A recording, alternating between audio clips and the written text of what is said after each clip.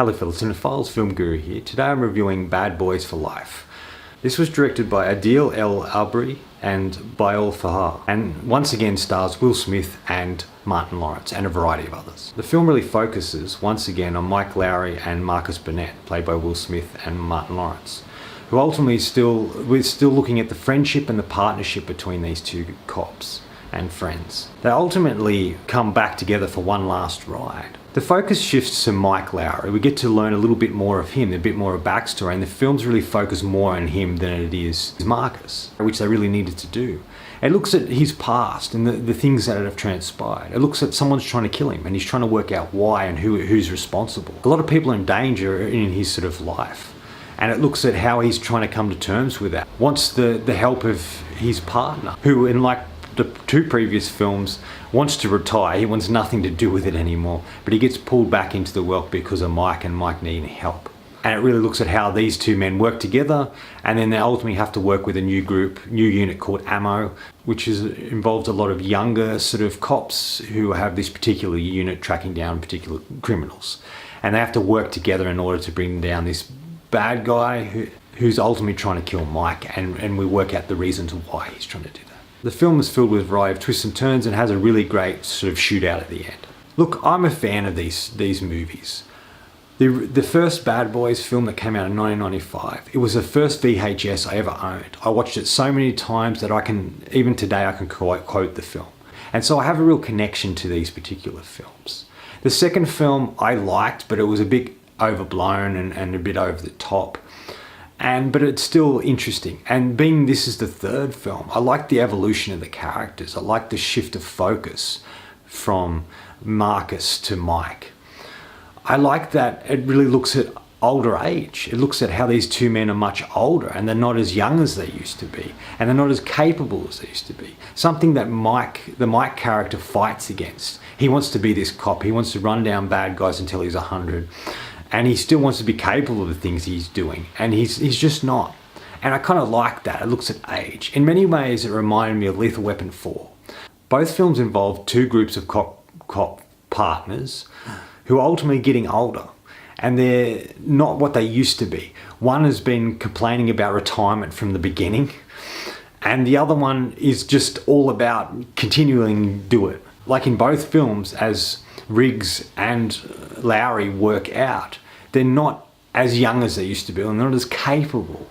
And it's come to terms with that and realizing what's important in their lives and pursuing something that's different from everything they've all ever known. Like the Mike Lowry character feels he's invincible, nothing can happen to him. And that is sort of tested throughout this film. I think it's really refreshing to bring on two young directors, two Brazilian directors who have been doing some solid work, and this is only their fourth film. But I think they've done a brilliant job here. I like the fact that they got away from Michael Bay. And this film feels like it's got a lot more heart and a lot more story to tell, where the previous films were more about a little bit of story and explosions and violence and gunfire and all that sort of stuff that Michael Bay is really famously known for, and not as much story, where this is sort of the opposite. It looks more at story. Yes, it does have the action sequences in it and there is explosions, but it's really more focused on the relationship between Marcus and Mike and the evolving partnership that these two friends and partners have, and that things are changing for them and they don't know how to handle it or what to do with it or make sense of it. I think focusing on Mike was the only really way they could go.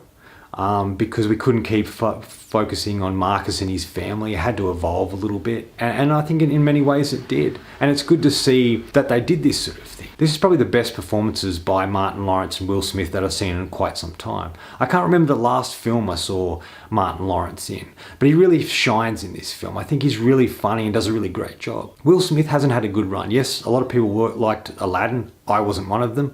But this is probably his best role in a long time. And what's really great is it's like these two actors and characters have never missed a step. As soon as they're on screen together, you just see Mike and Marcus once again back together. And it just feels like we haven't left them. You know, they're still the same guys that we met, just a little bit older. It's been 25 years since the first film and 17 since the last one. And for a sequel to something that's really well known that came out many years ago, nearly 20 years ago, the last one, I think it does a solid job. Most of these sort of films that come out and do sequels after so long period of time, just the sequels aren't very good. They're missing the point of the characters, or it's just too late, or it doesn't really matter. Where this, I feel, sort of gets it right. It's one of the very few that actually does get it right. There's a variety of new characters in this, and the ammo group I don't care much for. A lot of those characters are just sort of there, you know. There's Charles Melton, who was from The Sun, is also a star, but he plays a cocky, cliched character you've seen 100 times. Joe Pantoliano returns, playing Captain Howard once again, and to see him on screen again with these guys is fantastic. He's just part of this trio of the original actors from the movie that are just band together. Actress called Paola Nuez, I haven't seen her before. She plays Rita, who's the sort of captain, the leader of the ammo unit. And there's sort of a past between her and Mike Lowry that I kind of like. I like the connection that these characters have, and I think she's really fantastic in this. And Vanessa Hudgens I was impressed with her in this.